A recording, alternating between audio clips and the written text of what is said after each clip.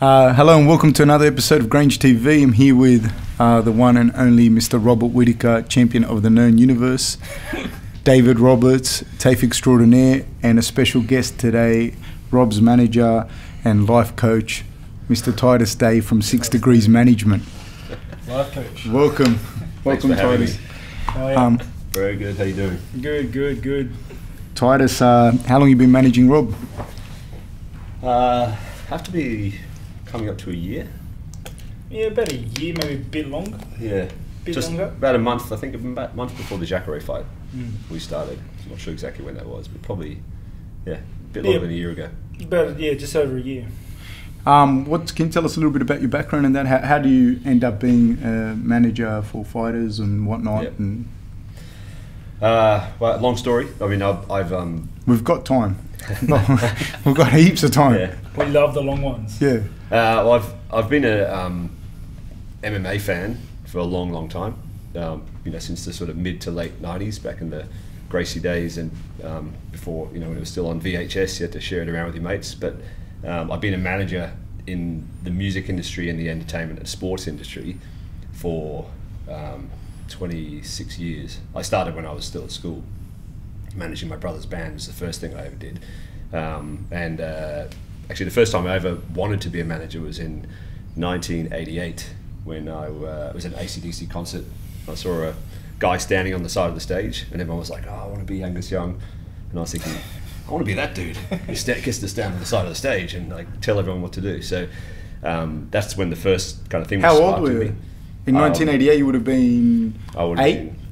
That's 16, I think. Yeah. 15 or 16. Like all young people, everyone's watching the bands and the singers, the lead singers, or the groupies, and Titus is staring at that guy way in the corner, Counting the money. Yeah, look I want at to be that him. What? So what's your father's background? So my parents are both, I guess, historically, we're Irish, English, Scottish. I think there's a bit of Spanish in our blood somewhere. But my family's been in Australia for generations. And your dad was he a solicitor, a lawyer, or what was No, my dad was an architect. My mother and my stepfather. My stepfather's a judge. My mother was a barrister, family law barrister. So I did law when I left school, but only because I didn't know what else to do. And my parents were like, well, I was like, I want to be a music manager. And they were like, you're an idiot, that's not a job, get a job. So I said, well, I want to do it. So they said, do a law degree. So I did a law degree. And then, But the big pedigree then, your stepfather being a judge and your yeah. So he was a criminal judge. My mum was a barrister, which is like a litigator in the family, family law. So I just kind of got pushed in that direction, but never really liked it. I never went to a lecture. Just used to get the books, go to the first day, get the books, and then go home and study at home. But I liked a couple of things. I liked criminal law. I liked intellectual property, which is what I kind of specialised in contract law. And then, as I was doing it, I just thought, well, this is going to be pretty actually useful for everything that I want to do in my career as a manager. So, I'm trying to picture the conversation you had with your mum. You walked up to your mum and said, "Ma, I want to be a music manager." Yeah. Well, I was already doing it and spending a lot of money and going out every night, with managing my brother's band. So she was like, "Your brother's a loser because he's a muso. You're even bigger loser because you're a manager." if your parents have that idea of your brother being a muso, yeah, and then like you're not even a muso. yeah. So I mean, I started working. I was managing. How old were part-time. you? So you were 16 or so when you were managing him? Well, I've been 17, 18 as in the final years of school, and then I left. And the first job I got was in as a poster boy for a promotions company that put on musical gigs. I stayed there for a couple of years, and I became an agent, which is a booking agent, which is basically booking concerts and tours for acts. And I did that while I was studying law part time. Just doing it at night basically, and managing bands as I went. So you did your time. You worked your way up from literally the ground up. I literally would spend every day putting blue tack on walls in venues. Like that was my job for 2 years. So. Wow, yeah. that's and you also have an interesting background, eh? So what you were born? Were you born in Australia? You were born overseas. Yes, I was born in Lagos, in Nigeria. Yeah, you look Nigerian.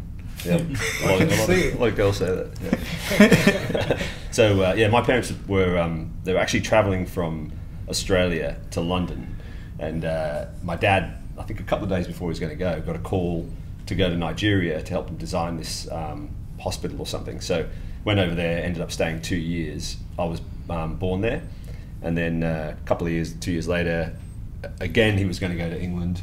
Got a call a few days before, went to Brunei, which is in kind of the northwest coast of Borneo, to go and do another hospital there, and he ended up staying there 22 years. Never actually made it to London. So yeah, I lived in Nigeria until I was about 2.5, and then moved to Brunei from 2.5 until about 8, when I was went to boarding school. My parents stayed in Brunei.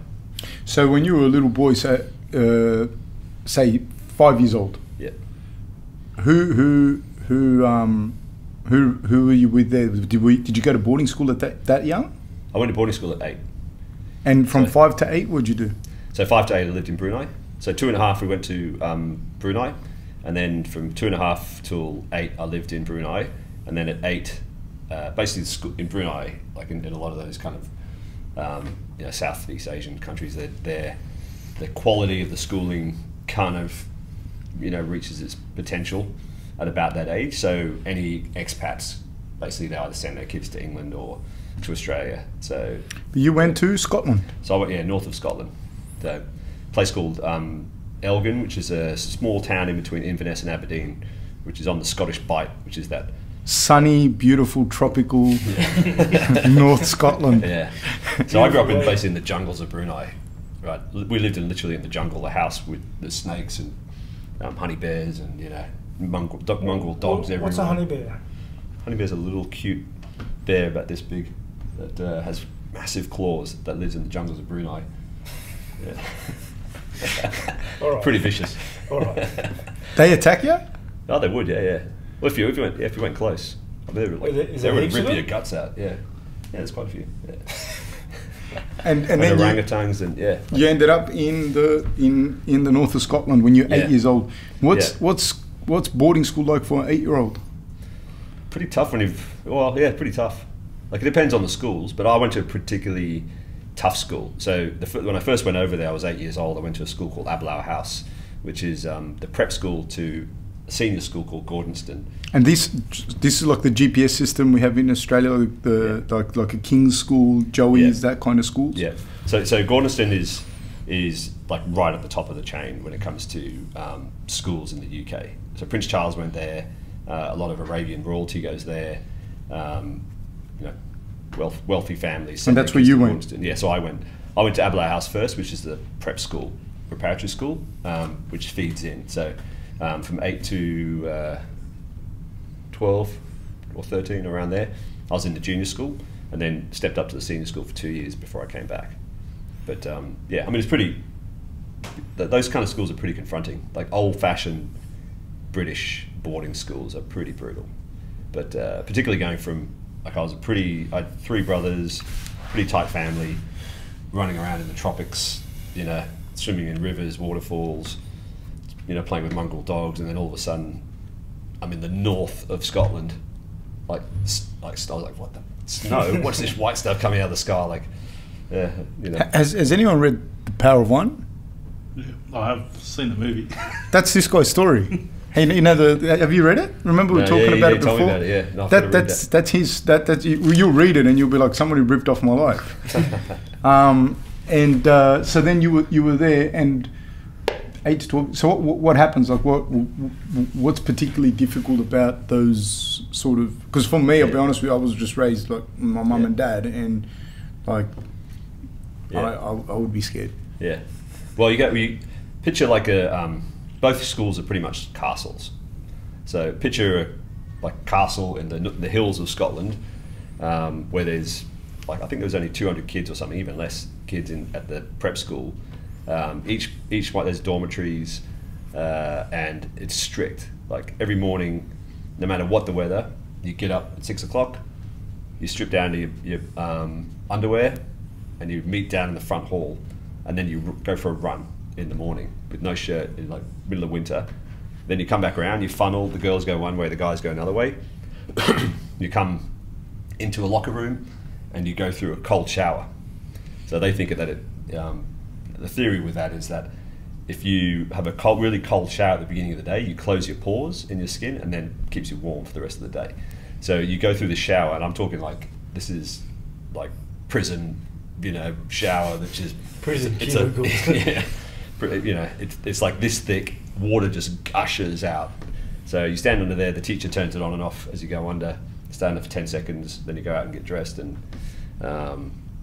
sounds like a barrel of laughs, that place. Yeah. And then you go back to your bed, and you have to your bed gets inspected every morning. Almost, it's a bit prison-ish. I mean, it's an amazing school. It's outward bound, and it's, you do expeditions and all sorts of amazing stuff. But there's you go back, and the teacher comes to every single bed and inspects it, like picks up the pillows, looks at the creases, and then you're allowed to go down to breakfast. Corporal punishment? Yeah, caning. Yeah. I got caned a few times. For what? Well, one time me and my mate got caned because we got up in the middle of the night, and we went down to the kitchens, and we went into the cold storage room where they keep all the ice creams and stuff like that, and we had like a food fight, and then we stole all these like frozen yogurt sort of things. So we stole a bunch of those, and we took them up to the girls' dormitories. We broke into the girls' dormitories and we handed them out to all the girls. Went and saw our girlfriends. Nothing too weird because we were very young, and then went back to our dormitories and went to sleep. Woke up the next morning with the headmaster like tapping us. So someone had gone around and seen all the food throughout the girls' dormitories, and then one of the girls had said, "Yeah, that was Titus and Robert. They ratted you out." My brother's girlfriend ratted me out. What a scumbag! They ratted you out. My brother's girlfriend ratted me out. You gave him ice cream. Did she eat the ice cream? Yeah, frozen yogurt. She ate the ice cream. She ate the ice cream, then ratted you out. Unbelievable. Yeah, so we got called down, got 6 of the best. Best school in the world won't fix that, mate. Nah. Yeah. It was worth Once it. a rat, always a rat. Yeah. What? So was it? I'm just imagining. Then you have like 200 young kids from what did you say, like 8 to 11 years old? Yeah. Okay, when you're 8 to 11. 8 to 12, yeah. 8 to 12, then there's even bigger difference. There's a lot of bullying. Yeah. I mean the junior school, yes, but not compared to the senior school. Like the senior school is very different. The junior school, because there's only like 100 people, everyone knows each other. The little kids get looked after a bit more because 8 years old, living I don't know how many thousand miles, but probably 20,000, 30,000 kilometers from home, you are fragile. So they look after you a little bit more. But there's in that school in particular, in most English private schools, there's a hierarchy. So no matter who you are or how tough you are, if someone above you, in a year above you, tells you what to do, you do it. If he punches you in the face, you take it. And if no matter how tough you are, if you were to hit him back, the rest of the year, including your family and your friends, would beat the shit out of you, like solidly, until you learn your lesson. So in the junior school, quite bad, but in the senior school it's very, very different. Like there's worse in the senior school? Much worse, yeah. Because in the junior school we're all in one building. You're really selling this to me this time. In the senior school. I'm thinking about visiting. So I mean I've never really talked about this at all, even though my brother was there as well. The senior school bullying was serious, really serious. Like there was 5 or 6 different houses. I think there was 4 boys' houses, 3 girls' houses, and I was in a house called the Round Square, which is the toughest house, the most renowned globally for bullying, that house. And every night you just get flogged. For those people that don't understand Australian slang, flogged means bashed. Yeah. So they what used to happen to us is that the lights go out in the dormitories. In your dormitory, it's the same thing. You've got 8 to 10 kids. There's a dormitory leader, and then the seniors, the last 2 years, they all have their own studies. So they sleep and work in their studies in the house. Our house is there's quite a good story to I won't go into it now, but to our school. The house. Say whatever you want, Titus. Well, the house I lived in was called the Round Square because it was an old stable originally to the big house, which is called Gordonston. And the guy who lived there was a guy called Robert Gordon. He was found dead on the road, but he had this obsession that he was being chased by the devil. So he built a stable yard. Well, he changed his stable yard from being square to being round. So there was no corners. There was no shadows. Everything, the whole thing was round. It was like a donut, and each dormitory was like curved and everything. So it was kind of it was a weird house to begin with. But then the seniors, every night there was like 3 seniors, you know, that I can remember, and they would go from dormitory to dormitory, and they would just beat the shit out of the kids that they didn't like. When you say beat the shit, though, are we talking about like roughing the kids up or like beating them up? Well, the 2 things they used to do to me is they used to get like fill a laundry bag. Do you know, like a? I don't know why I'm laughing. It's Because you're sick though. You know you. He's like, this is what I'm going to do to him. We've discussed this. Like the way you react to shit is not the way nobody else reacts. I'm just picturing the lights go off and you're fighting for your life. See, Titus, this is what you deal with this person. Do you know, I had a completely different image when you told me castles and stuff. I went straight to Harry Potter. It was a bit similar. Yeah, so I had this vision of like that, and then you're talking about round circles with. I'm with Rob. I'm like, whoa. Well, what they feel that as soon as you said they had a pillowcase, I was like, someone is getting done with a pillowcase filled with oranges. What would get put in the pillowcases? Like rugby boots. Oh, with the studs, and they're like old school. They would have had like the metal studs. Yeah, the big sprigs. Like, yeah, this wasn't. Yeah. This wouldn't be like these little rubber molded studs. Yeah, this would have been like the metal, yeah. fuck off turf like studs. Yeah, so this is what they used to do to me. They used to do different things to different people. But they used to fill it with like 20 boots, rugby boots, and then they just beat the shit out of you on the bed. Just beat the crap out of you with that. Or they'd use a badminton racket and they just come in the dark, rip your blanket off, and they just beat you. With a badminton racket? Yeah, with badminton rackets. Now, with like they had the racket, would they use the corners or would they use the flats? They use the side. So the thin bit, yeah. So it wasn't, but in all fairness, it's not even like it's not even funny. Like that's a proper, like. Oh yeah. Like that's not like bullying as people. No, it's not twisting an ear or like dead legging someone. And in fairness, like the kids there, like when you think about kids that are put in like foster care system and that shit, like the kids there at that age, at that formative age, you'd have no one to turn to. And that you can't, I mean, the family's kilometres away. No, but not just tell anyone. It's just a given, yeah. Well, there's a that hierarchy. There's also a thing called it's funny, there's different names, what you would call here, you know, a junior or whatever. Over there, it was called fags. So a fag was a guy, every senior had their own fag. So a fag was a junior that did their stuff. So you go clean my room, you know, polish my shoes, go get me breakfast, do whatever. And like telltaling was what we would call dobbing. So you cannot dob. So you get beaten up, you could have a black eye, you could have a tooth punched out, one guy got his nipples ripped off. You cannot dob. So if no matter what happens, you don't tell your parents, you don't tell the teacher. Teacher goes, why did your nipple get ripped off?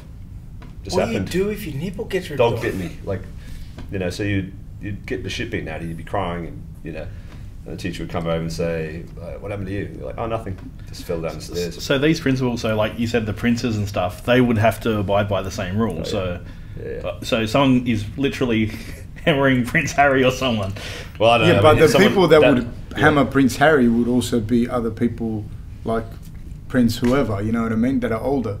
Yeah, I mean, I don't know what would happen at that level. I wasn't there with those guys, so I don't know what they did, but Prince Charles was there way before me. It was probably rougher before I was there. But I don't know. Have you read Roald Dahl's book, Boy? Yeah. Is it like that? Yeah. Have you read it, Dave? There's a book, if you want, the closest thing is... Didn't even ask me. Didn't even ask me if I read it. That was harsh, eh? Maybe I have. Ask me if I have. Have you read it? No. The closest kind of thing is Dead Poets Society. Yeah, I saw that the other day. Yeah, I've seen that one. Yeah. I have. All right. I have. I have. Of course you have, yeah. I have. Yeah. What's your favourite part in it? Oh, when they slay the dragon. When they kill the dragon. Nah, it was good. Yeah, it was a good movie. Deep movie. Touching, very touching. And so when you're talking about people like getting the nipples ripped off and shit, like when they're kids, so was there a high incidence of suicide and stuff like that? Yeah. I mean, not at the school, but some weird stuff happened afterwards. You know, I think some kids handle it and some don't. I mean, in my first week when I got there, my brother was 2 years above me. He wasn't particularly liked. So I'm 12 years old, there's an 18-year-old, this group of 18-year-olds who are the kind of the house bullies. They took me to their study, 3 of them, and they sat me down, and they pulled out of their drawer a bullet, and my name is on it, literally engraved on a bullet. And they were like, if you ever dob on us, ever, this is your bullet, we're going to kill you. And I was like, I mean, they were obviously lying, but... Yeah, but you're 12 years old, you can't decipher that. Yeah. So some people take that well, some people don't. You know, we had a couple of weird things, and a guy went left and tried to come back and kill a bunch of people. He got caught, luckily, on the way. Another guy who was in quite a famous case, he was in my year, actually quite a good friend of mine, who 2 years after school, he was in a really famous case in England. He just killed a taxi driver. He wanted to commit the perfect crime, him and his mate, and they basically just got in a car and just slit the taxi driver's throat, got out. That was it. No court, nothing, no reason, just a random guy, and then they started talking about it and joking, so they got caught. But like, just some people just go well, some don't. And you think about those situations when you, like, I think we were talking with with Tim in the last podcast, and we had a guy here for the last podcast. He works with violent offenders, violent sex offenders, like doing PhD from Monash, and you start to think about like those sort of things like that, and you're like, that's insane, like that sort of like violent abuse towards kids in those formative years, and you think like exactly like what you said, how it affects different people and whatnot, and then you talk about like the suicide that has occurred, and that's that of possibly, you know what I mean, like you're now doing what you're doing, who knows what other people are doing. Yeah. Crazy. Yeah. So you finished there, and then where'd you go from there? So that was in '88 when I came to Australia. So we came on a holiday to Sydney because my grandparents lived here, and I'd never been to Australia. So we came back, and my grandparents lived in Manly, and we turned up and we were like, we're Australian, we can live here. And we're fucking living in what? Excuse my French. Like, we're in the north of Scotland. It's insane. Like, it's sunny there 2 days a year, maybe. Is it picturesque though? I'd imagine it'd be picturesque. It's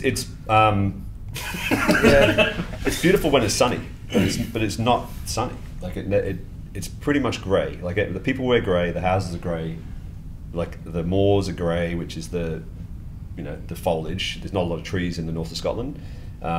The people are grey, they wear grey clothing, it's all the sky is grey, so everything is grey. But when the sun comes out, it's spectacular, because but it never does. But when the sun came out when I was at Abelow House, we had a day off school. That's shit. We literally would say, no classes today, everyone go out and play. And that would happen about 3 times a year. Wow.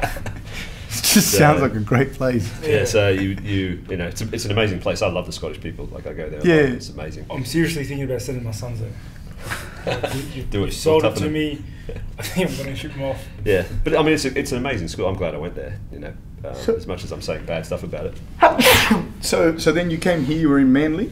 Yeah. So then we came back on a holiday, and we were like, what? And then my parents were like, well, we can live here if you want. So we were like, yeah. Sold. Yeah. So we they got us into schools, and we moved back. Where'd you go? Yeah. Well, first when I came back, I went to Scots College. Did you board there? No. So we lived in Woollahra, which is just down the road. Went there for 2 years. Two of my brothers went. Me and my older brother went to Scots. My 2 younger brothers went to Grammar, and then I followed. To Sydney Grammar? Yeah. So what did you think of those schools? 2 years in. What was that like? Yeah, it was good. I mean, Grammar was. They're both very different schools. They're both GPS. Private schools in Sydney, but Scots is very sporty. It's a boarding school primarily. A lot of country guys who I got along with. Really, I did well because I love sport and I love those kind of people. Grammar is like highly academic, and not a lot of emphasis on sport. Back then it was okay, but now it's pretty much just HSC marks. What was you were a very good swimmer, eh? Yeah, so I swam. For the last because I grew up in Brunei, we just lived in the rivers, and swim at the beach every single day. So we were pretty good. Me and all my brothers were pretty athletic, because I think if you if you live an active life when you're really young, I think that it stays in your system. You get muscle memory and you stay fit. And we swam a lot there, and then did a lot of swimming training while I was in Brunei, a little bit in Scotland, but not a lot. And then came back and swam at school. I did swimming, was one of my top 3 sports with rowing and rugby. But yeah. But you played, you swam a particular time, eh? When how old were you when you said you swam an Olympic qualifying time? In year 10, so whatever. That was in my second year. Yeah. In year 10, so you were 16. Yeah. You swam an Olympic qualifying time. Yeah. The Olympic qualifying time at the time. I think now it's like 2 or 3 seconds less, but back then, which was in 1989, yeah. But you swam an Olympic qualifying time while you were in year 10? Yeah, And for the 50 metres. 50 metres what? Freestyle. 50 metres freestyle, you swam an Olympic qualifying time while you were in year 10? Yeah, in a school comp.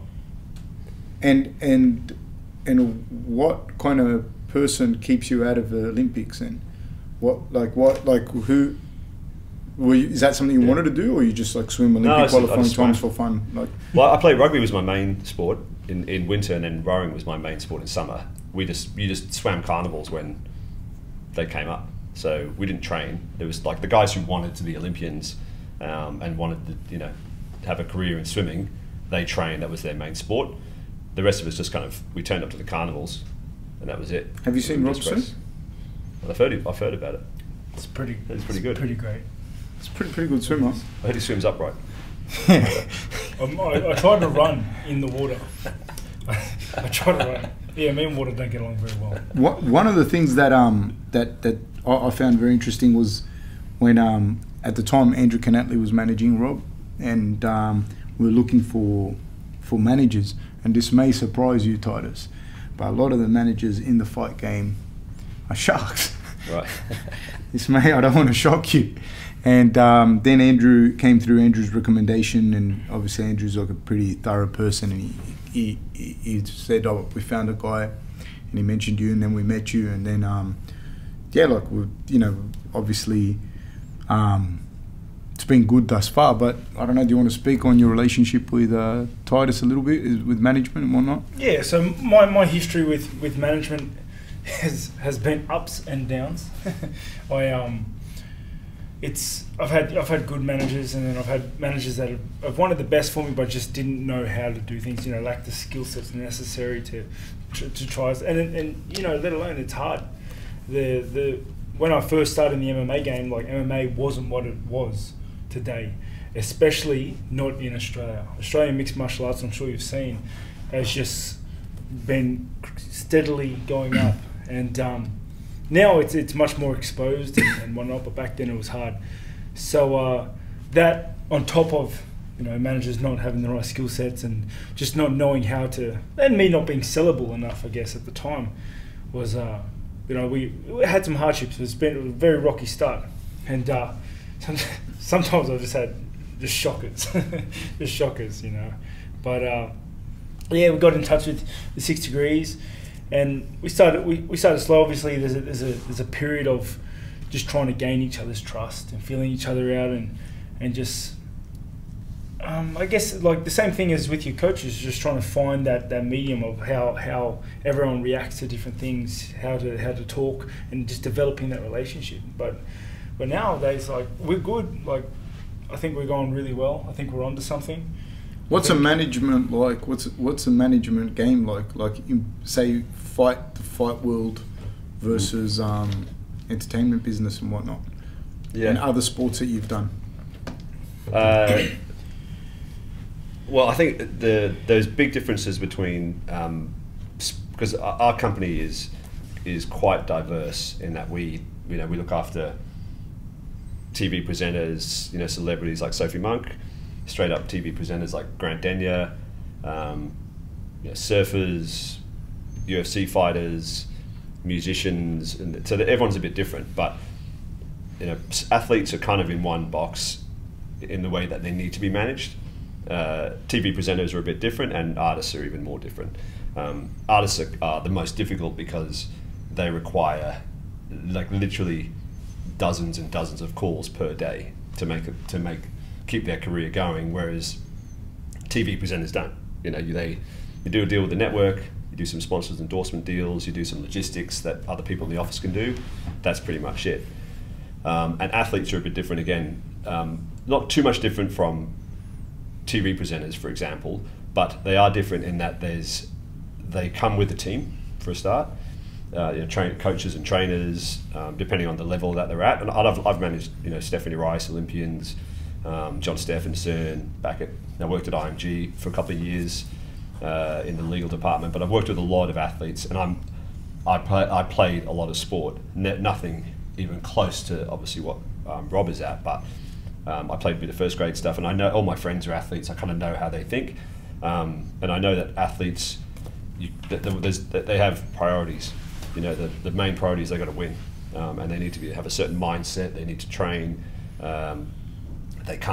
You can't interrupt that. The moment you start taking away from that and pulling them in different directions is the moment when they either start to falter or they crack the shit. So, and particularly when there's things like for Olympians, Olympic Games coming up, you have to just take complete back seat to everything. You try to do your work in the background, negotiating and doing deals, but athletes, as you're coming up to a UFC fight, for example, or you're coming up to an Olympic Games, you can't talk to athletes in the same way as you would normally. They're in a mindset, they're trying to build to a certain thing and a certain crescendo, and you just can't mess with that. So you have to be a little bit careful in that capacity. And fighters as well. We look after, I think, 5 fighters now. They're a different mindset again. I mean, when you step into a ring, particularly an octagon, it's a very dangerous sport. You have to train.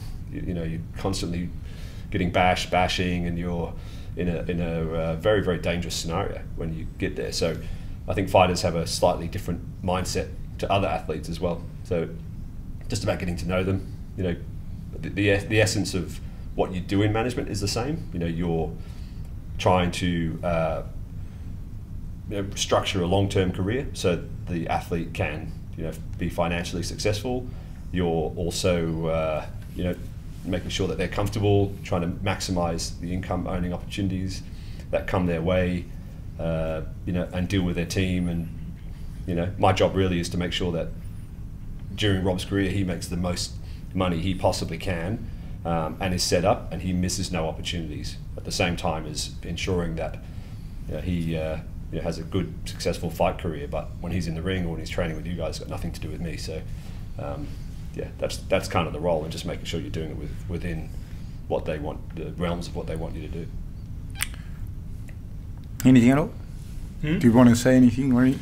No, I've noticed that you work really well, coming into fights, when I'm 8 weeks out, 6 weeks out, to 4 weeks out, you really work on that.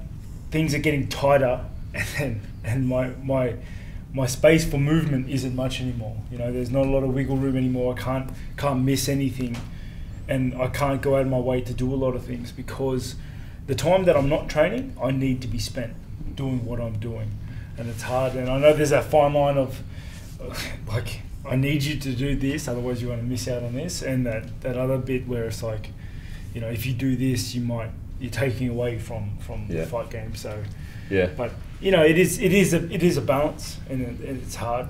I don't envy you. And the irony is that as the closer that you get, and Rob's a unique example, again, because he's a world champ, and the whole world wants him, and when he's getting closer to that day of the big fight, not only does his time become less and less, but the demands become more and more. So the UFC, for example, want him to do more and more media, and the build up to it. All of his sponsors, that's when they want him. In the 2 weeks before the fight, that's when they want him. That's when this training team needs him the most, and that's when he also has to be the most focused. So all of that stuff is just, it's compounding. Everything is compounding at the same time. So, and trying to make sure that you're not pissing the UFC off, or the sponsors off who are paying the money, but also that can't take your mind off the fact that at the end of the day, only one thing matters, and that Rob's hand is held up at the end of the fight. What's that like? Say, for example, with Rob in particular and your role, what's that like? What's the, if you could what happens in the lead up to a fight from your end? What happens? How do you negotiate the contracts? How do you negotiate? Like, what kind of negotiations occur? Because I think a lot of people, not a lot of people, 99.999% of people, even I think other coaches or even fighters themselves, they don't really fully get it. I'm in a funny position because I sort of talk to you and I talk to Rob and I talk to the other coaches.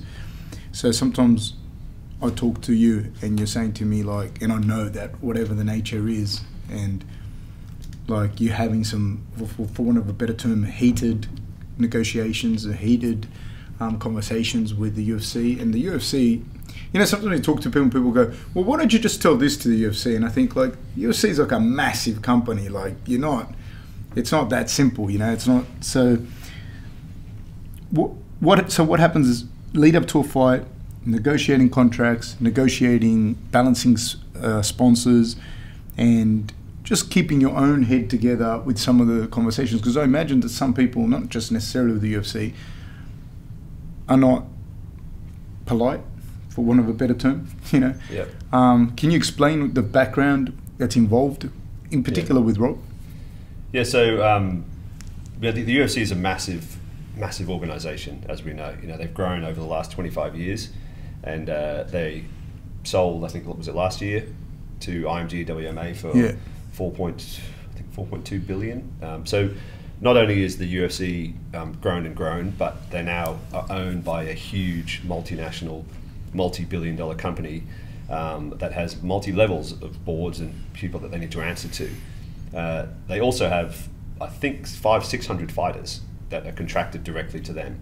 They put on something like an event every week, or every 2 weeks, I don't know, but they put on massive events. There's 10, you know, numbered UFC fights a year, which are the pay-per-view, then there's Fight Pass, there's all sorts of other things, they've got TV shows. They're a colossal organisation, and they have a limited amount of champions. So the negotiating with the UFC and trying to get fights for, you know, fighters that are coming up or lesser known, and we've got a couple of those, is very, very different to when you represent a champion, because there are only, you know, a handful really. But essentially, when you're doing a deal with the UFC, it's the same for everybody. There's they want to sign you up, or you've got an existing contract that you've renegotiated. They sign you up for a certain amount of bouts that you have to do in a certain amount of years, and if you don't do that, then it gets extended. The payment terms for those bouts are all pre-negotiated, and if you're a champion, you get pay-per-view. If you're a brand new fighter that's just been signed, that doesn't have a great record, or is, you know, hasn't had too many fights, you're on a much smaller deal than what a champion would be on. So as each fight then comes about, you do a bout deal.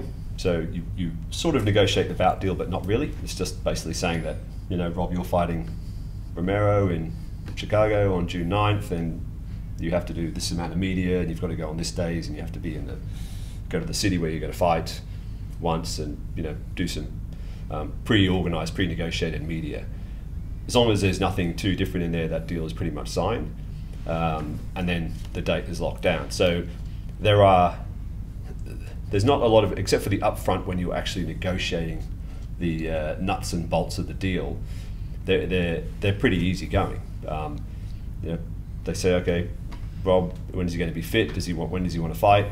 Rob will say, I could fight in this particular period of time. They'll then put fighters forward. As a champion, you know, you can take or leave them as you wish. Has Rob ever refused anyone? No, not that I know of. Not in my time. You know, I think one of the great things about Rob and with real great fighters, they'll fight anyone. You know, to be the best, you just got to beat everybody. So, yeah, we've taken everyone. I think Rob's has probably taken the toughest road to champion that anyone could possibly ever take. And win in arguably the toughest division, fought the toughest fighters back to back, and, you know, now fighting the #1 contender again.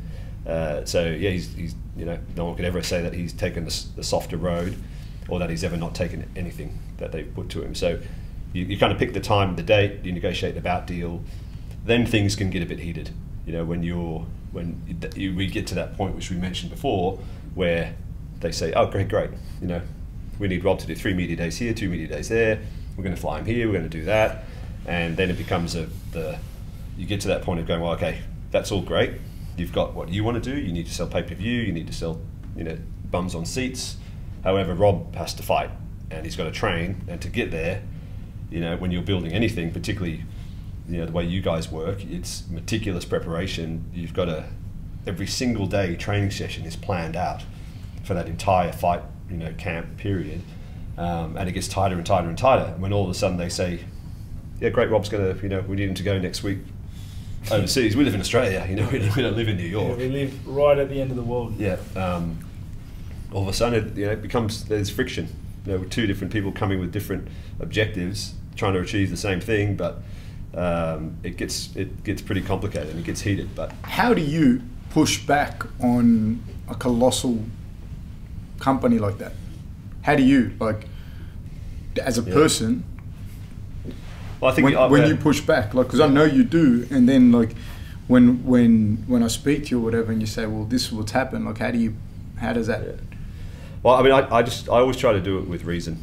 I'm a really strong believer that in any deal or negotiation, and it can be that type of thing, or the big contract negotiation, or arguing with your kids over making them eat breakfast.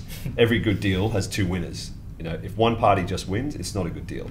So I try to always do it within reason. And the times when we've had bad friction, and it's there's no one necessarily at fault. They're just trying to achieve their objectives.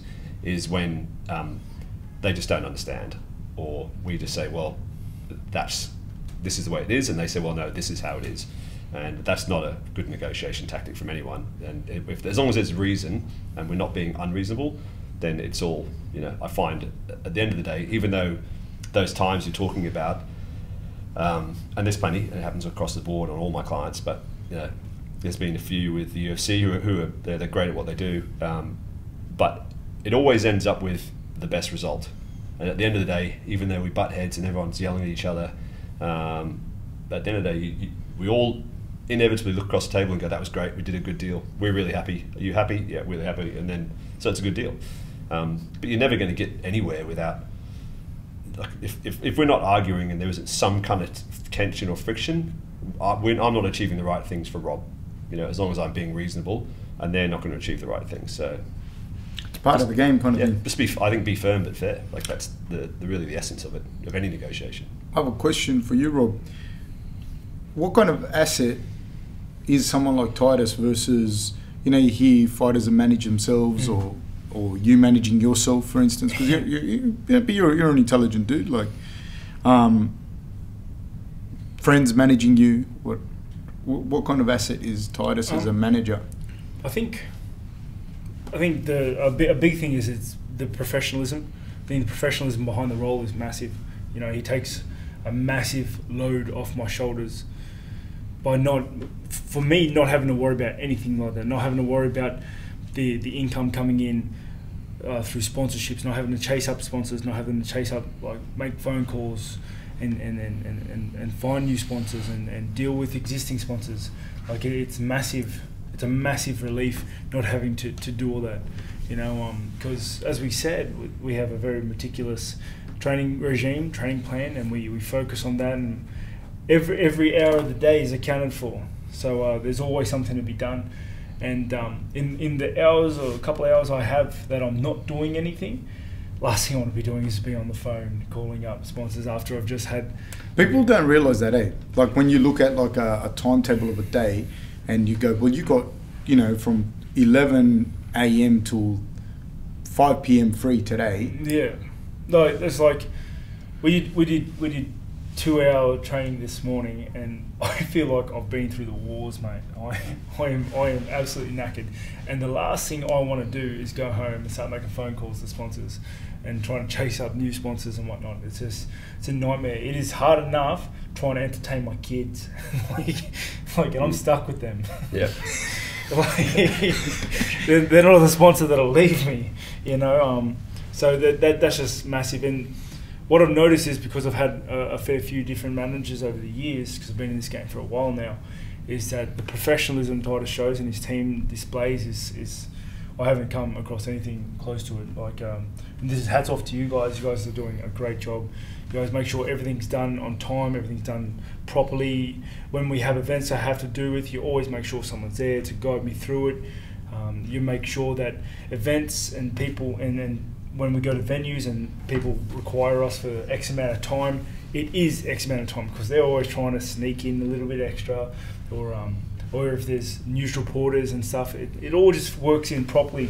You guys, display a great amount of professionalism in the role, and you get results. Like, I think at the end of the day, all job roles entail like getting results, and you guys have really come to the party on that, and it's been great. I think, like, when I look at the performance models surrounding Rob, like, I look at it like they're like little. I haven't got a graph to draw, but circles where each sort of circle has to do their job. I can't visualise it. Yeah, draw it up for us. No. So like every little circle has to do their job, and they have to do their job correctly. And if one group doesn't, then it doesn't work. And I think one of the big things with Titus is like the logistics of it. Of that sort of stuff, where we go away and that's all sorted. It's a massive thing. And again, like I really don't know that people give enough credit for that. Like, just simply like being able to defer to you for like, okay, why is these people calling us, or why that Rob needs to rest. Can you speak to this guy or whatever? So that's like the logistics of it. But I think the big thing that comes with Titus and the company is just the IP, the intellectual property behind stuff that a lot of the times I can just ring you and just ask you something that's probably like, real basic, but it clears up everything else. And I think that is an immensely underrated asset. And again, I don't think a lot of teams value. I think the higher end teams do. But the lower, like not even the lower end, I think other teams probably don't. Like having a good accountant, having a good manager with that background in law and whatnot, that you can defer to, and you can just ask that question and go, can we do this? Yeah. And you can say yes or no. And I think those two things are massive. The logistics, it's awesome, but the IP is super important. Yeah. Well, I mean, I think I see us as just being one of the, and this is really what we are. We're just one of the cogs in the wheel, and it's, I think it's to Rob's credit, the team that he's put around him. He's got his fantastic training team, fantastic coaching management team. He's got a really strong family life. Everything is in place in order to give him the best opportunity. We all know anything can happen in the ring when it's in there, no matter who you're fighting. But at the end of the day, if he gives himself every single opportunity he can to make sure that when he steps into the ring, he's in the best position and everything is being looked after, and that everyone is trusted to do their role. I certainly feel, and we all play little parts, but I certainly feel as management that I never have to worry about Rob, what he's gonna give in the ring, how skilled he's going to be, how strong he's going to be, and how well trained he's going to be. I know you guys are training him to the absolute, the best he will ever be. I know he's a highly, highly skilled athlete, the best in the world at what he does, and he'll train to the absolute point of perfection, which makes my job easy. All I have to care about is making sure you guys are happy. Because the flip side of that, from a management perspective, you hear about other athletes and that. Like, I can imagine it'd be quite a nightmare having a guy that you're like, I've negotiated this for this dude.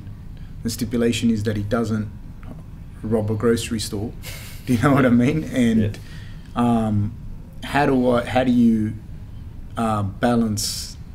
Like, what do you do in those scenarios? Like, what do you do in a situation where you go, I wonder if the guy's going to turn up though. Yeah. Or I wonder if they're training, or if he's at a nightclub till 4 a.m. Like, it happens, 100% it happens, and it's with athletes or not. What am I going to read in the paper about what they just said to the media today, or that they've taken some stupid photo, or they've abused someone, or got drunk, or something stupid, or taken drugs. I've had plenty of clients that have done that kind of stuff, but there's always a reason for it. And the great thing about Rob and about you guys is everyone seems really balanced, and Rob has a really balanced life. And one of my big philosophies in life is that you can't expand unless you're balanced. It's a karma, yin and yang, Newton's laws. It's all the same thing. It's all balance in your life. And if you want to grow and you want to be successful in something, you have to have that. So Rob's he's known as being extremely humble. He's a world champion, and he's no different from the day he was before he was world champion, and probably will never change. But he's got a really great family. He's got a great coaching team that keep him level. And job as a manager, my job would be too, if I thought that something was changing, or he was all of a sudden want to start going clubbing, or was talking people in the wrong way, disrespectful way, I would feel it was my job as well to say, Rob, How quick do you see people spiral out of control? All the time. Yeah. How quick though? Well, it's funny. Some people don't. Some people can be really, really level for a long, long period of time, and then kind of change at the end of it. Other people, I've managed young artists that have changed just because they start to think all of a sudden, they know what they're doing, and everyone else is working for them. Then I've seen athletes that have gone up and down, been highly successful, and been rock bottom, and you think they've learned, and then they get back to the top, and all of a sudden, they change. They think that everyone is below them, and you just can't do that. You have to realize everyone's equal. Some of us are good at some things, some are good at others. It doesn't mean anyone's any better than anyone. If you have that attitude, then that you're lucky to be where you are, no matter who you are. I think you'll stay fairly level, but it can change very, very quickly. And when it does, it's usually the end. Going back to Dave, do you have anything you want to ask or say? I'm interested. It's interesting because, when they talk about the cogs, you're the cog, Rob. So it's interesting. Do you feel the pressure from both sides? I'm interested in your insights because you got a manager coming from this side, you got your coaching team, then you have your own family priorities, and a wife is a manager, coach, boss, all into one. How do you not get caught up in that drama? Because you're the cog, you're the wheel. I think a big thing, and this has been reflected on our whole coaching team, is that it's all really organic.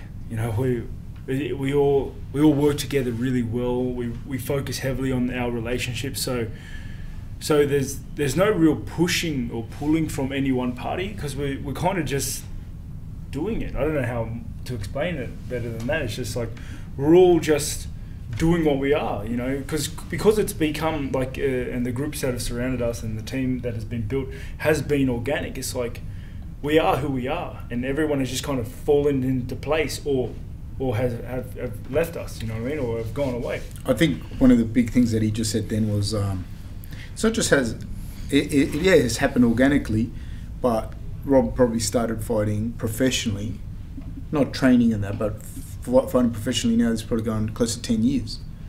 Yeah, this is 10 years. Yeah, and he's young, so people forget that. And then probably started in karate since you were seven years old. Yeah. So there's been a process, and a lot of times when change occurs, it doesn't. I believe it's not necessarily bad. It doesn't mean I'm not training with this person anymore. And people sometimes have to manufacture a story. I'm not training with this person because he's not good. Nah, it just it's changed. It changed. And right now, right here, I think that's a process of. It's the end, not even the end process. It's part of that process of that organic change. So I don't think there's a lot of not a lot of pushing and pulling. I think everyone just knows what they have to, their job that they have to do. But there's a lot of people that might not necessarily fit into that model. Yeah, because that's the interesting part. Because sometimes when you talk about managers, and the natural perception of a manager is that authority figure, and I've got to make sure everything's under control, where your approach and your philosophy is very different. And that's what I was trying to get out of it, is just what's your concept of management? Because I think the general perception of what a manager does and your perception, I think, and your reality of what you implement and what is successful is very different.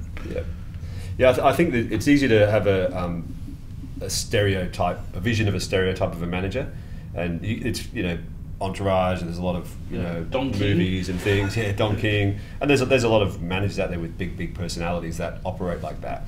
that tell their clients what to do, and they like the media. They want to be in the spotlight. That's why they do it. They like the glamour and the glitz of it. I've never been into it for that. Like, people ask me, have I ever wanted to be a UFC fighter? Hell no. No, not in a million years. Have I ever wanted to be a rock star? No, I never want to be a rock star. I like working in the shadows. Nothing would be worse for me than people coming and asking for my photograph, you know, and signatures. I just wouldn't want it. So, and I don't think a role of a manager is to tell their clients what to do, or to be in the spotlight. A manager should be behind the scenes, should not be known. You know, you shouldn't be able to, you know, visualize who managers are. Their role is to make sure that their clients achieve the best they can ever achieve, to provide opportunities for them, to give them guidance, to, you know, be a springboard, sounding board, sorry, and to make sure that any opportunities that can come their way do come their way, and when they do, that they make the most of it. So, you know, with Rob, it's to make sure that as much weight is taken off him and his team as possible, to make sure that in the lead up to fights, all the media is handled properly, that we have that balancing of making sure he's comfortable, but also we're getting the most media we possibly can and raising his profile so that the sponsors come on board and he's better known, and to making sure that we get the best deal we possibly can out of the UFC, at the same time maintaining a good relationship with them and everyone else within his, you know, life. That's really my job. It's nothing more than that. It sounds like all your roles are clearly defined. That's just my observation. Is just like, your team's for this, your team's for this, and you respect each other's space, and you don't dominate over each other's space. Where sometimes when you have teams of teams working together, that ego kicks in, and it's just like, well, this should take priority over this. But it seems like what that organicness you're saying is that it's actually respect, really, of each other's professional. I think we're all trying to achieve a goal together, and we all have our roles. Rob's the star. Like, he's the fighter, he's the superstar. Our roles are to support him to getting there the best possible way he can, and to making sure that we do our jobs the best we possibly can. We're just a team trying to get to that end goal, and once we've got there, we find the next goal. And I think as well, like, no one's got, you know, like, say for example, we work at TAFE, right? And so you have people that are, I don't know, they might be managing, but they got that job title, but they're not managing. You know what I mean? They're not, or they might be. I don't know, but they're not leaders, but they're in a leadership role, and they're in a leadership role because of the title. So that doesn't happen with us because, I don't know, it's more real, I suppose. I think it is like, if say I said, no, I'm coaching because I'm the coach, and people are like, no, dude, you're not coaching. You're not. You know what I mean? You were doing whatever, you know, then you're not. Or if Titus said, well, I'm the manager and I'm managing this, and you're like, dude, I haven't seen you for 6 weeks. Like, you know what I mean? Like, that isn't the case. Like, it's not so much people are sitting behind their job role as opposed to doing their job. You know what I mean? That's always been a big thing with our team, is that we exactly as you said, we haven't been hiding behind titles, but we've been looking at each other. We have a very strict model of how we want things to flow and how we want things to work. And you either fit in the model or you don't. And if you're in the model, then we look at you, we assess your skill sets, and we just want you to do that. That's it. Like, that's what your role is, and just do that. That's all you need. And we have, and everyone in the model, in the program, in the system, in the group, they all know what their role is, what they're good at, what they do, and we respect them. We respect their skill sets and we respect their knowledge in that field, and we defer to them in that field. And everyone knows their parts and everyone knows their place, and you know, we're all happy. We all work really well together. I think even the when we're talking about titles, I think that's even reflective in like Rob's attitude towards being the champion. Like, I don't think you can fight. You know, he's going to fight Romero now, which we'll talk about in a sec. That fight, like, I mean, it's 50-50. It was 50-50 the first time. With Jacare, it was 50-50. If he has to fight Jacare again, it's 50-50. If he were to fight anyone that he's fought before, it'll be 50-50 again, whether he beat him or he lost against him. but the belt doesn't make you the champion. You know, it's your attitude to training.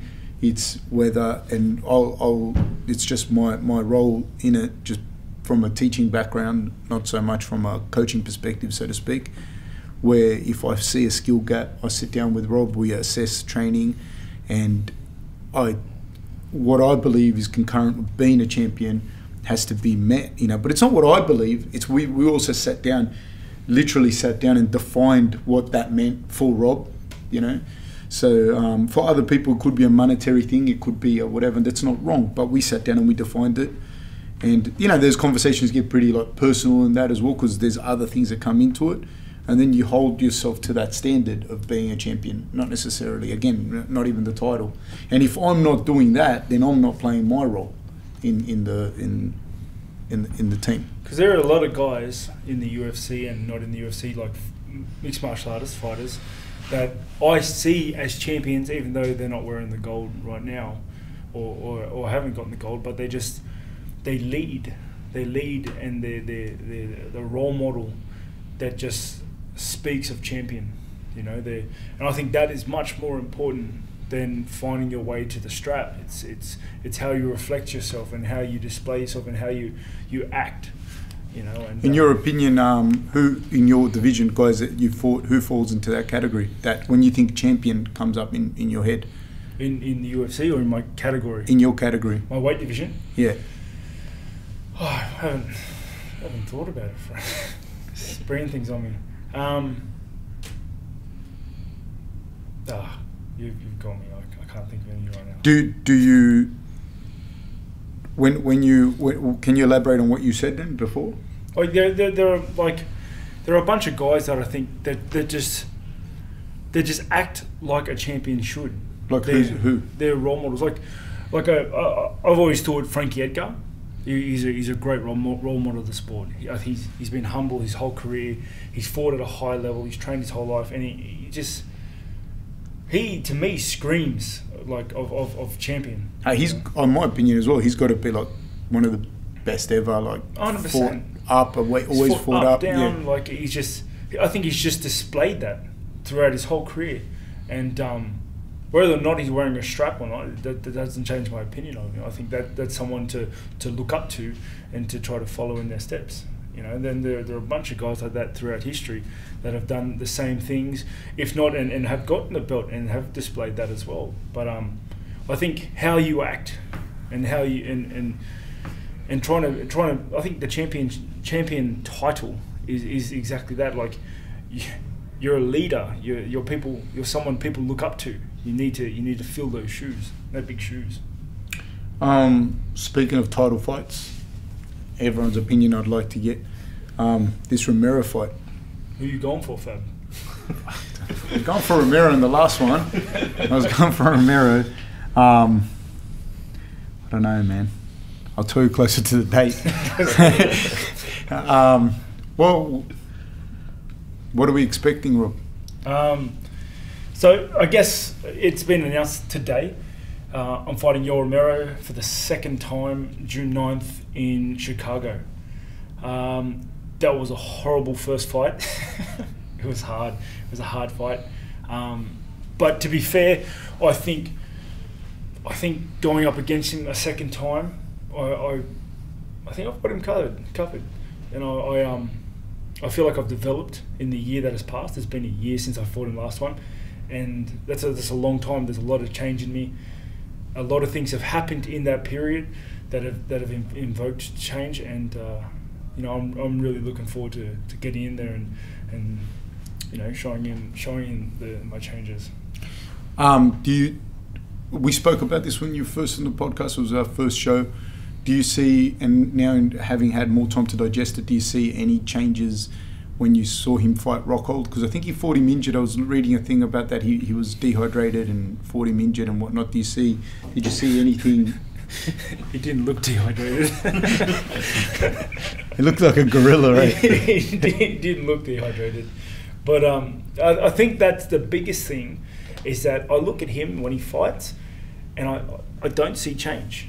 I don't see him changing. I don't see him bringing anything new on board. I don't see him developing any new skill sets or even improving his existing skill sets to a level that, you know, it looks change.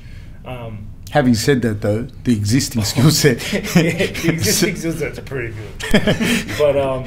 But yeah, like, and I think that is going to be the difference, because I'm changing always. If you look at all my fights, I change a little bit every single fight. Sometimes I go in with different styles, different stances, and you know, I'm looking to go into this next fight different. You know, I feel smarter, I feel faster, I feel stronger, and I've already fought him once, and I feel whenever I've had to do things twice, I'm generally better at it the second time, because I'm open-minded about things. I'm open to change. I'm open to suggestions and new ideas.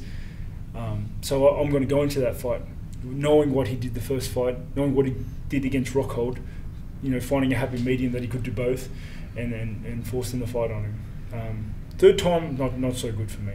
I fall off on the third, but the second time round, I'm pretty good. Titus, what's it like for you, like managing this? Yeah, and I wouldn't want to be in there. They both scare the shit out of me.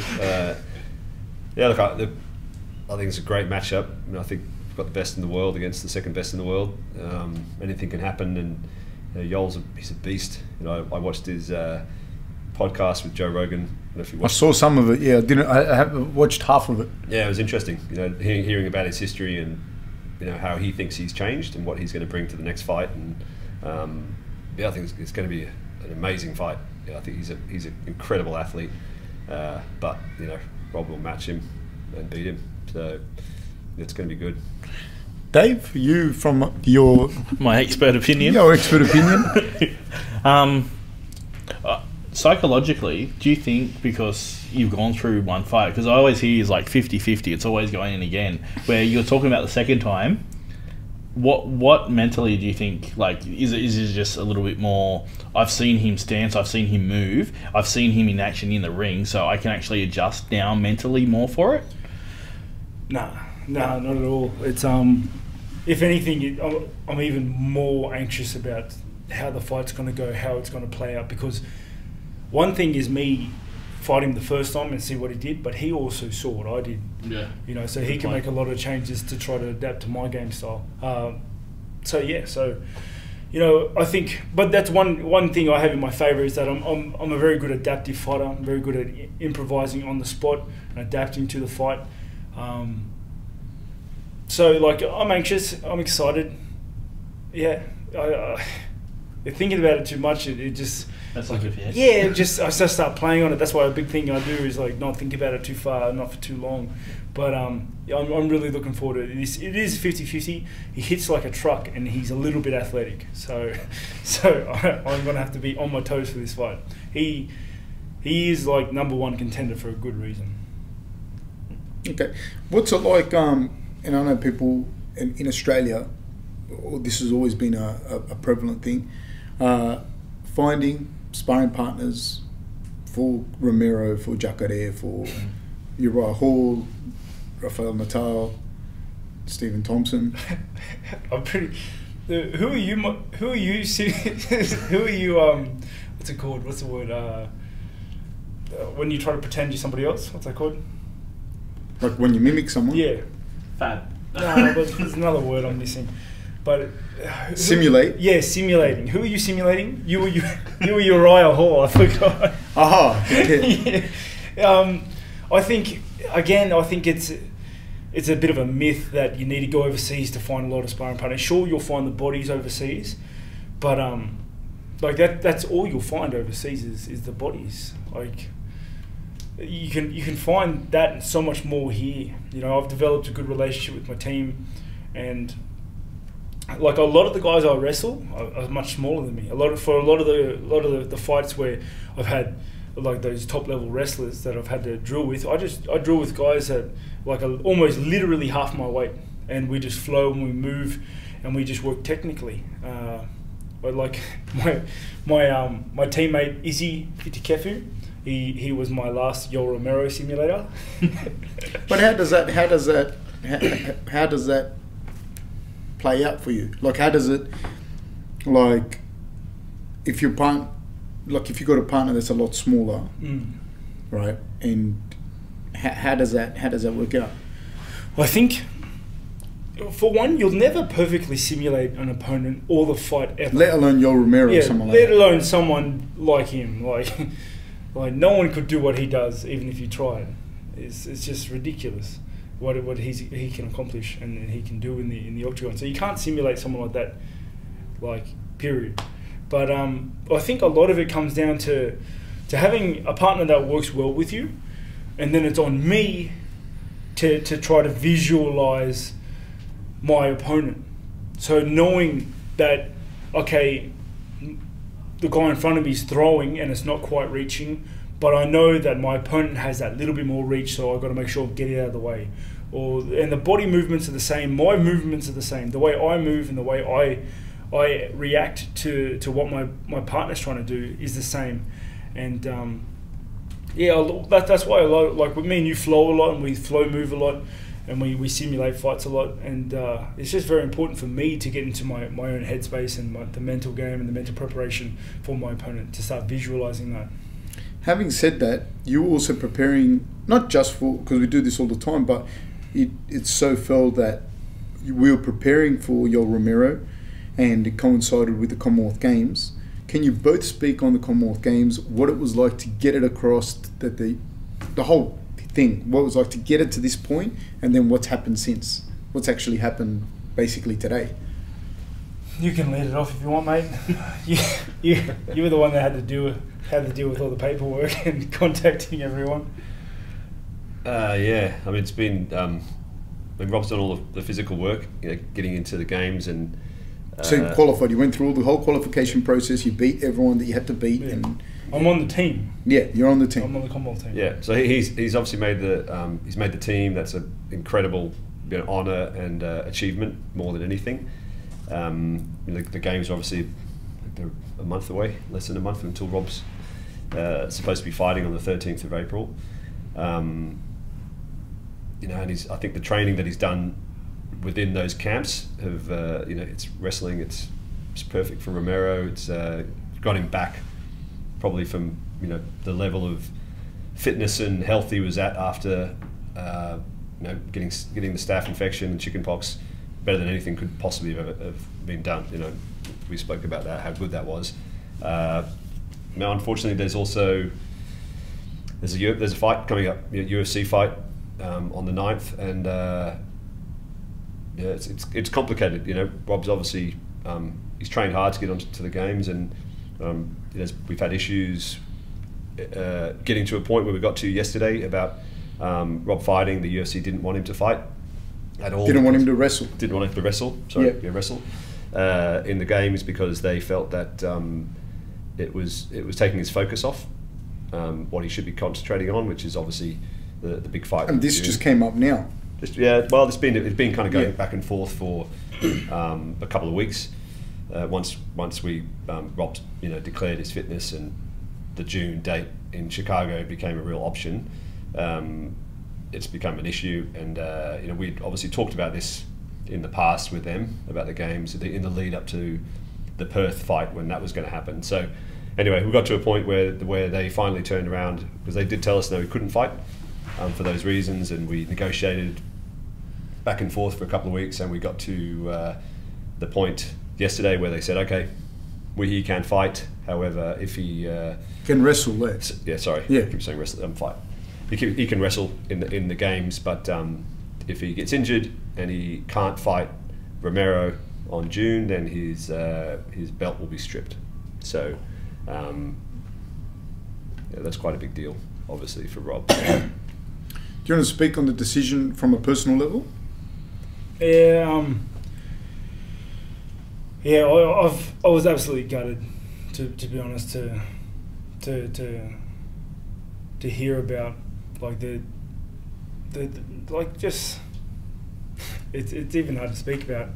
I really want to go to the Commonwealth Games, and I really want to represent Australia in those games, and I want to get in there. It was hard work to get there, and I was training my ass off to get in there. But you know, at the end of the day, UFC is my employer and UFC is my job. It's my job, it's my means of income for me and my family, and like I can't jeopardize the income for my family and jeopardize, you know, the wealth of my family for a passion of mine. I feel that's just a bit greedy. I don't know. It's just yeah, it is what it is. I'm very gutted that I'm not going to be able to compete in the games. It's a decision I have made because the risk factor is too high. I can't get in there, and if I get injured, then, you know, I'm stripped. I don't get paid. I'm not going to be able to fight. And they're talking about stripping you of your belt. It's not like, I don't think the risk is the inherent risk, and this is, I think, an important point for people to understand. The risk is not the inherent risk that you hold if you go in there to compete and get injured, because that you can deal with that risk. We can mitigate that risk too by, you know, training appropriately and its thing. The risk is in the fact that if you were to get injured, you get stripped of your belt, and the difference financially from you defending a belt as opposed to you having to fight your way back up to the belt is incredible, and that's what a lot of people, I don't think, understand. It's night and day, and I can't jeopardize that. No, you know, my wage to wrestle. You know, as much as I want to wrestle, then I want to get in there and I want to do it. It's just the risk is too high. Does that give you, when you what's your take on anything then that we just said then, Titus? Do you have any questions? Yeah, I think there's, you know, as we kind of touched on it earlier, with everything, there's two sides to it. You know, I think it's Rob's trained really, really hard. You know, to qualify first in his weight class to and compete for Australia in the games that's incredible. Like, not many people do that. It's a massive feat, a massive achievement to even make the team, let alone, you know, in this sport doing what he's doing. So it's devastating for him. He's trained hard. This is, you know, once, maybe twice, like in a lifetime opportunity. So it's disappointing for him. From the UFC side, I can also see their point. You know, it's 100%. This is a multi-million-dollar event. You know, Rob's the star of that event. He's the champion in the headline fight in what could potentially be, from my understanding, multi-title, you know, card. So it's millions and millions of dollars. There's a lot at stake for Rob there. There's massive amounts of stake if he gets injured, even though obviously we know he could just as easily get injured sparring on the same day back in the gym. It's the same thing. So I can see why they're doing it. I respect that. It's just a disappointing, really, situation for Rob personally. Dave, do you have any, like, looking at it from an outside kind of perspective, that kind of decision, like from a monetary perspective, I mean, it's a no-brainer, but looking at it from a perspective of, like, you know, from the public perspective, having to make that decision at Commonwealth Games, which people train their whole lives to do, represent your country and whatnot, and I know that's something that Rob's extremely passionate about, versus understanding that this is a huge financial decision. Yeah, definitely. And yeah, sorry that you were put in that situation. It just sucks. But like I think what I noticed more is that the light that you brought to the Commonwealth Games, because really a lot of people weren't even really overly interested, and then we see you on the news with the team, and I think that's the first time I've ever seen that was we do that in Australia. So that publicity that you brought to the games too, I think is going to have an impact on sort of, you know, the engagement from that. Where I was sort of like, that's the first time I actually ever seen any media coverage of wrestling from Australia. And I don't know if have you been in the game a bit longer than me, but you were kind of like put up as like, oh, this is the first time we've actually had a professional fighter, and there was actually momentum and promo behind it. So it's probably going to be an impact from that, which yeah. I think from the sport of wrestling in and of itself, it's definitely the most coverage and the highest profile person that I can think of, you know, that's competed, and that's got nothing to do with the caliber of athlete. Like, we've had some high level athletes compete for Australian wrestling, but no one of that caliber and no one that could bring the eyes to wrestling in this country like Rob has as long as I can remember. And that Rob took all that pressure in his stride, and unfortunately had to make that decision. And like Titus said, I fully get the point that the UFC has as well. Like, and I mean, for Rob, I don't think there is even a decision to make in the night and day finances and whatnot.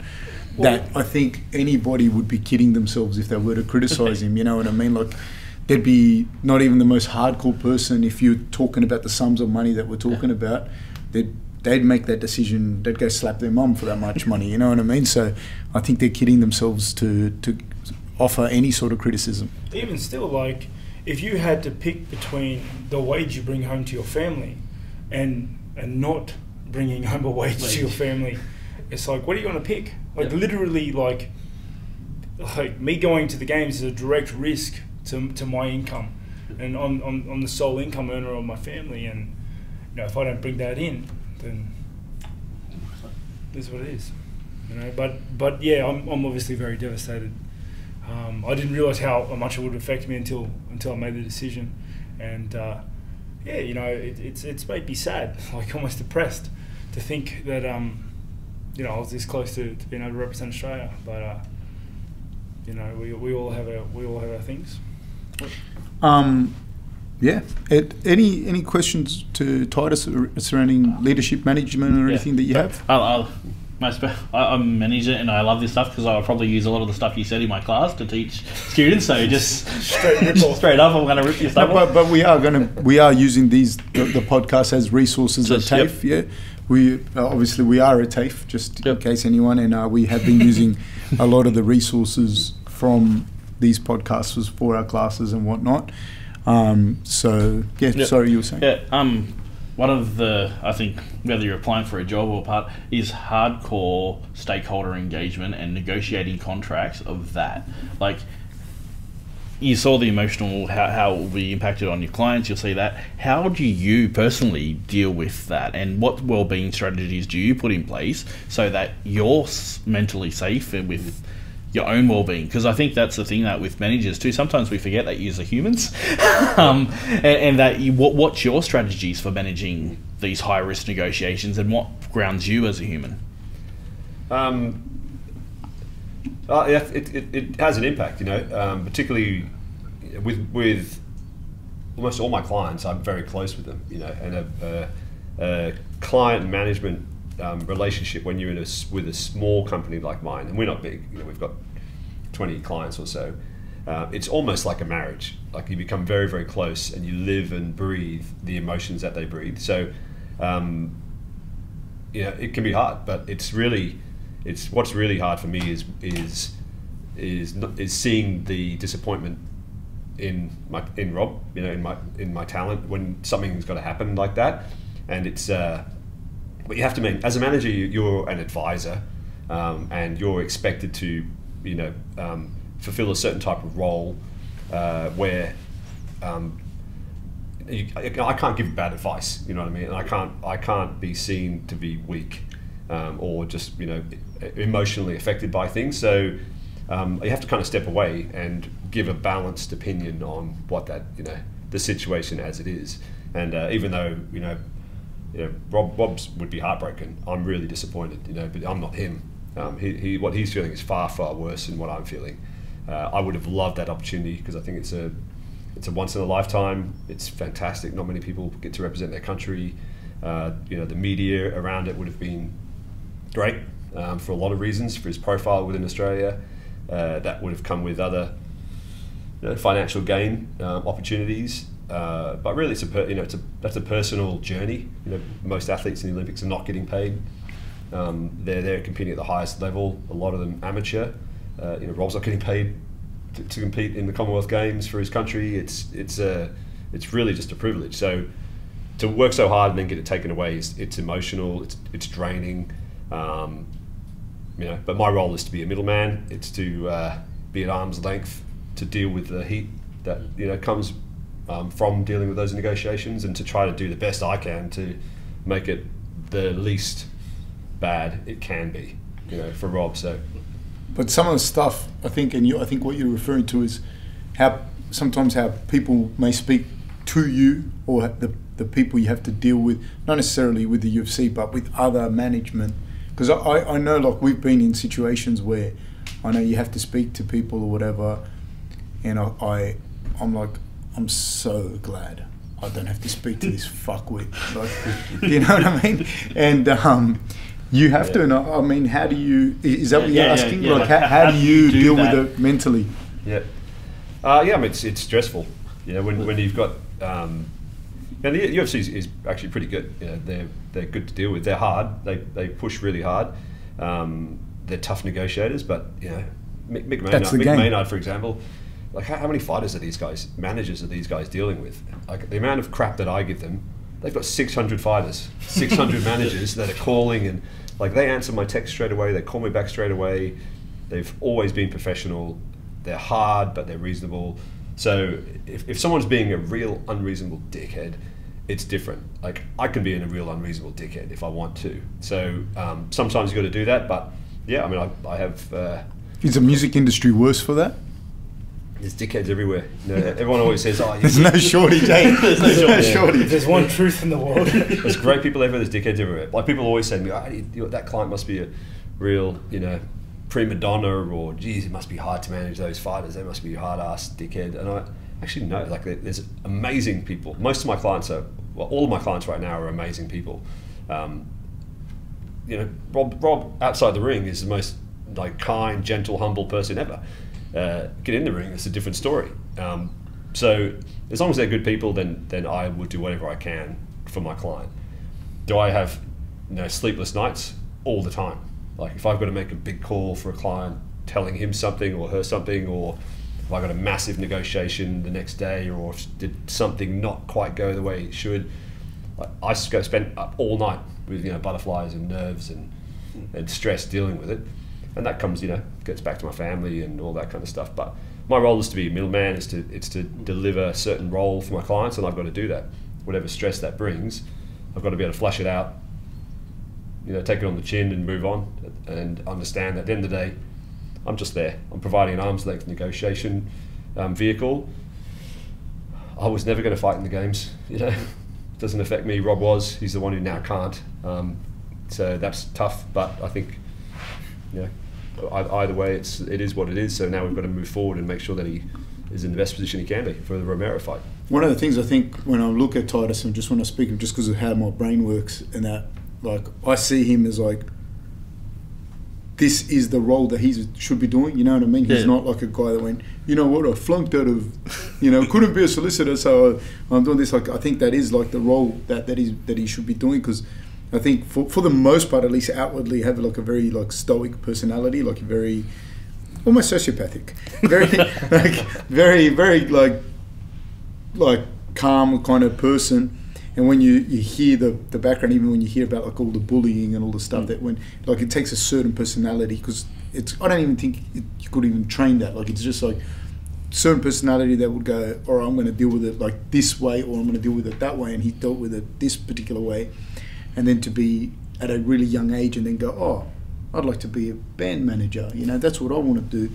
I can relate to that to a certain extent, because like I always knew that I'd end up coaching. Like even as a little kid, like I knew I'd probably end up doing like some sort of teaching degree and coach, like whether it was basketball or athletics or something. But so I kind of relate to that, and I think like that's when you see people like that, that's what they do. Yep. Anything else? Just interested, like when you know you have to make one of those calls and it's been up all night, like in terms of management, like they say, oh, do it first thing in the morning, get it out of the way so you're free. You don't have that luxury, do you? So it's just like, it's hit me now, I have to respond, do it.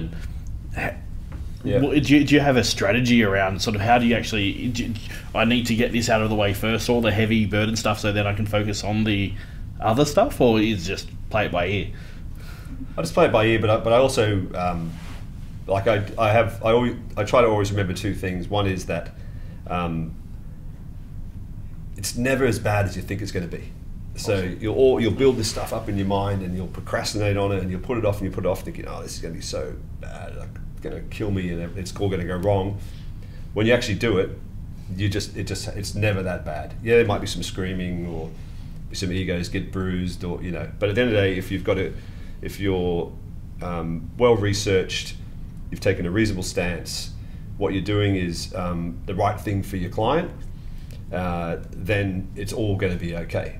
And the other thing I always try to remember is that communication or lack of communication is the heart of every problem in the whole world that's ever existed within humankind.